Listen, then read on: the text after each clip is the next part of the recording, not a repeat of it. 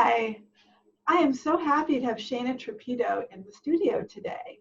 Shaina received her Ph.D. in English from UC Irvine in 2013.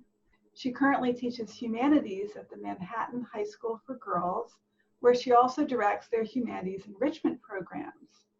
She also teaches literature and composition at Stern College at Yeshiva University. And in the upcoming academic year, she will be co-teaching a seminar on Shakespeare, the Bible, and political thought with the Strauss Center at Yeshiva University.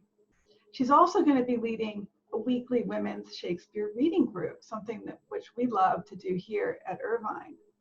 For years, Shaina has been my go-to person for all questions concerning Hebrew language, Hebrew Bible, Midrash, and more. So Shaina, your research is on Shakespeare and the Hebrew Bible, and you've actually published an essay on Shakespeare's references to the Book of Daniel in The Merchant of Venice in this fabulous volume that I recommend to all of our listeners. In the course that you're co-teaching at Yeshiva University, you'll be focusing on what was probably Shakespeare's last play, Henry VIII, a work that has received renewed attention in recent years. Can you tell us a little bit about how you think Shakespeare understood the Hebrew Bible? What interested him? What inspired him? Absolutely. This is obviously a huge question, but there are two things that I like to think of it, and I tend to break it down sensorily. When it came to the Hebrew Bible, the Bible saturated England, right? I like to imagine if Shakespeare wrote a play called My England, the main character would be the Bible. Would be draw all focus and attention to it. Shakespeare was exposed, obviously, to the language of the Bible, the rhetoric of the Bible, and his education, in going to church, which you could be fined if you weren't going to at the time, right? So it was really inundating him. So as a poet, I think that Shakespeare's poetic side was really drawn to the language of the Bible, to the sounds of the Psalms that he was hearing all of the time, to images that would infect the ear, as you would perhaps. So I think that that poetic aspect of him, and to keep in mind of the King James version, which we all consider scholarly as the poetic version, Shakespeare really only had that last 4-ish years of his career. So even still, the language of the Bible had such a huge impact on him, Geneva or bishops or whatever he was working with. But beyond the aspect of language, I think as a dramatist, not necessarily as a poet, but as a dramatist, I think that you can't do better than the drama, particularly of the Old Testament, right, and of the Hebrew Bible. So even just focusing on Genesis is all family drama. It's really all about relationships. It's about relationships between mankind and God, but really quickly after that, between spouses, between brothers, parents and children. And that really takes us all the way into kind of the Exodus. But then from Exodus to the end, we have this transition from the domestic sphere really into a national stage. And I think, again, you have the work that we see done in the history plays. Like if the dramas are Genesis oriented, then the history plays are really drawn from Exodus, Leviticus, and after. And that's where you move into the drama of nation formation. So the transmission of a mission statement, law and leadership, and all the strife that comes with that, and how power is invested and maintained. And so I think that there's just so much wonderful raw material there, and he would have been, hearing it everywhere. So it's hard to get that out of your head. It's like, that Netflix show that you are kind of binge watching on repeat all the time. So there's the story element to it. And then when it comes to what inspired Shakespeare, it's really hard to answer what inspired Shakespeare, but we can look at what comes out of the inspiration. So where do we see Shakespeare really pulling that Bible and putting it on the stage? And there are a couple ways that we see that happening. So one way is where we see plot points that are coming from characters in disguise, where we have kind of Rebecca disguising Jacob so that they could trick Isaac into a blessing. And we have kind of a version of that happening in the Merchant play with Lancelot Gobbo trying to get his blind father's blessing. So there's those kind of plot symbolings or significations. And then we have names, right? Shakespeare will pull a biblical name, like I wrote about with Daniel, just the term Daniel being a supercharged concept, or really Portia taking the name Balthazar when she goes to court and what that achieves.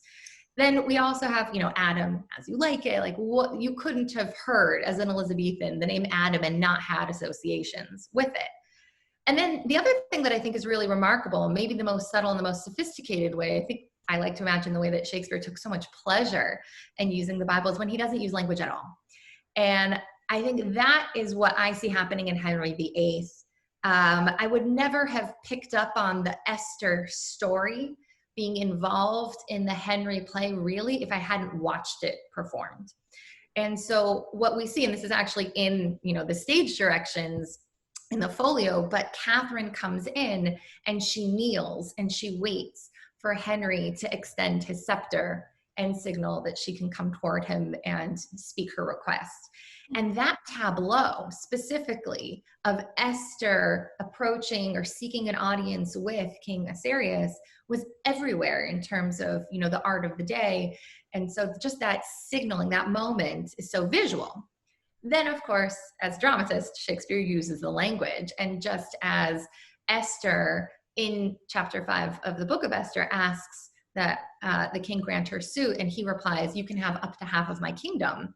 We have Catherine asking for Henry's consideration, and he says, "Half your suit I will grant it to you, up to half my kingdom is yours." So there are these echoes. The name of Esther is nowhere in the play, but through these this production of this scene, right? And that goes to the way that the Bible was read, as typological, as allegorical. And I find those moments really rich and really sophisticated, and just a pleasure to see. So many tapestries and portrayals of the Esther story. Absolutely. That were associated with Elizabeth and with kingship. And so that's just such a fascinating connection for you to be making. Wow. And one of the things that Shakespeare does, particularly in Henry VIII, is, of course, we have two queens.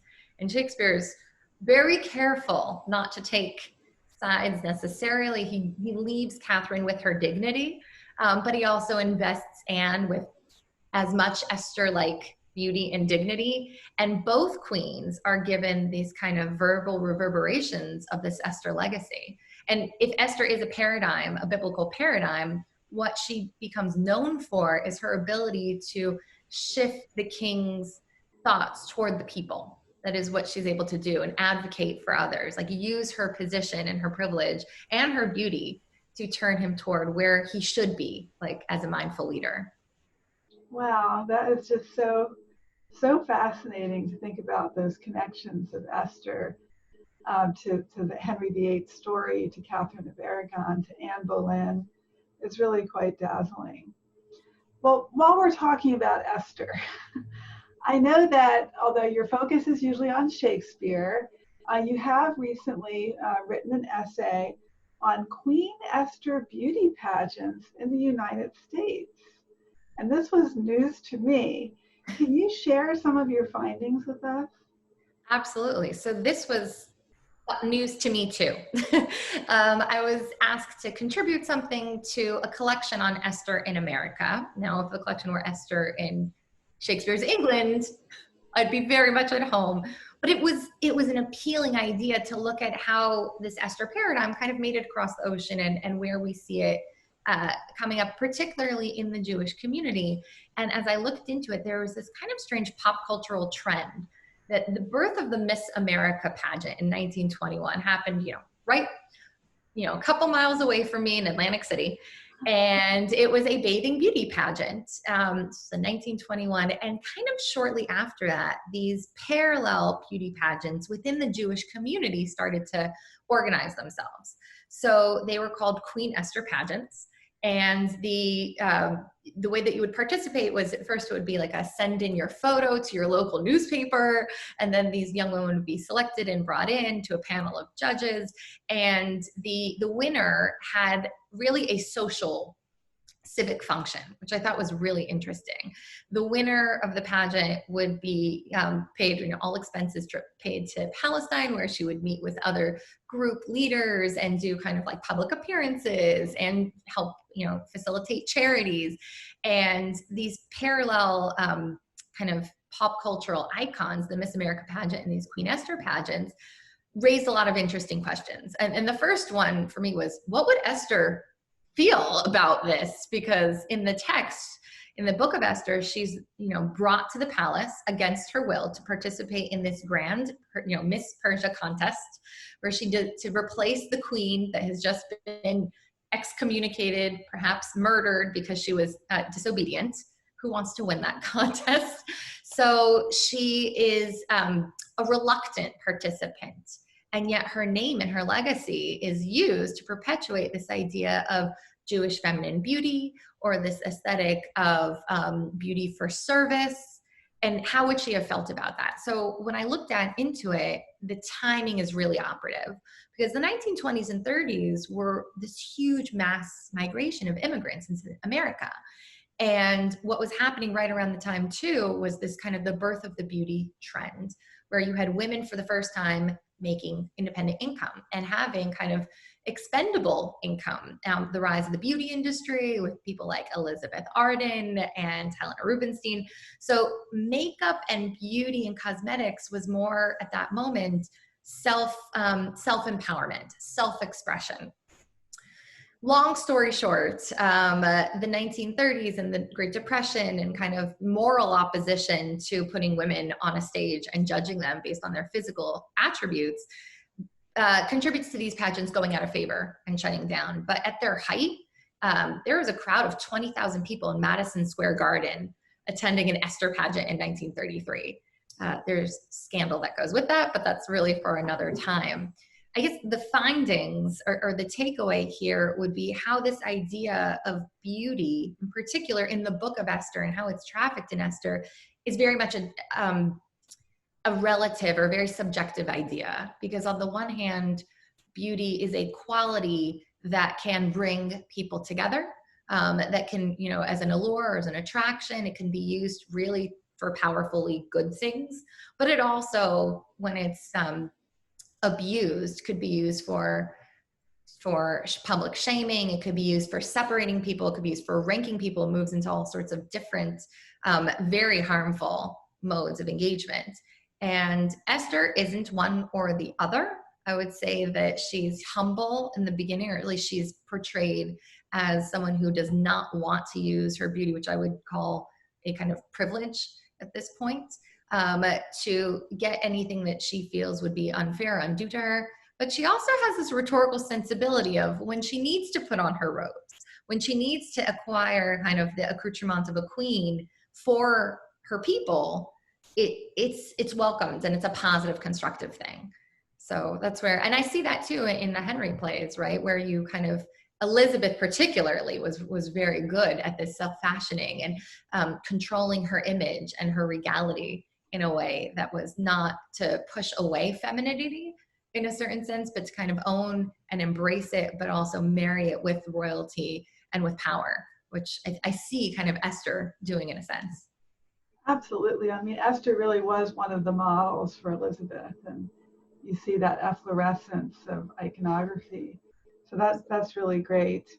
The Sim series is called Shakespeare's Virtues. As you know, I've been working on a series of collaborative and individual projects, really looking at what virtue meant in Shakespeare's time and what virtue might mean to us now if we engage with Shakespeare in this kind of expansive pluralist way that we've been trying to do in these interviews.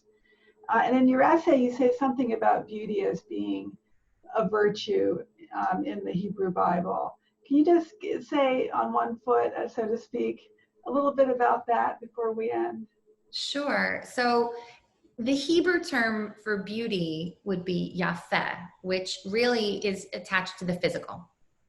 It's also a unisex term, right? It's not necessarily that Sarah or Esther, who all are described as yafeh and beautiful, it's exclusive to femininity, but Joseph was famously beautiful and alluring and kind of gains the attention of the wrong people at the wrong moment. But I think for Esther, and the Talmud debates whether or not she really was physically beautiful, the term that they use for her is chain, which would be translated more as grace. Not grace in the sense of kind of unmerited blessing, but grace in that you find favor. Everyone who you are associated with is drawn to you, right? Is judging you favorably.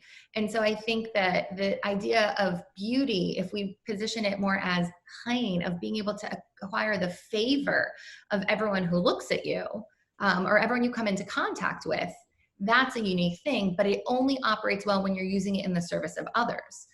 And so I was thinking about, which of Shakespeare's characters have not beauty, but chain, of grace and of favor, who win the acceptance of everyone they come into contact with. So, I mean, the ones that obviously come to mind first, we could play this game for sure. I would say Marina stands out to me as a character that wins everyone's favor.